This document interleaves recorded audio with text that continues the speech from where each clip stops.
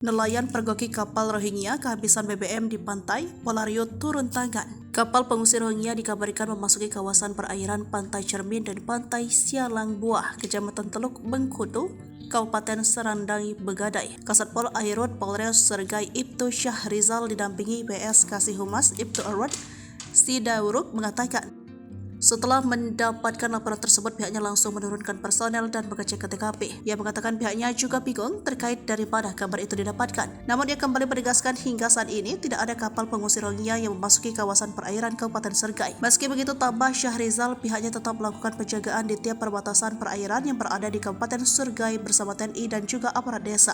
Sebelumnya dikabarkan sejumlah nelayan asal Pantai Cermin melihat kapal pengusir Rohingya terombang-ambing di kawasan perairan Kabupaten Sergai karena kehabisan bahan bakar.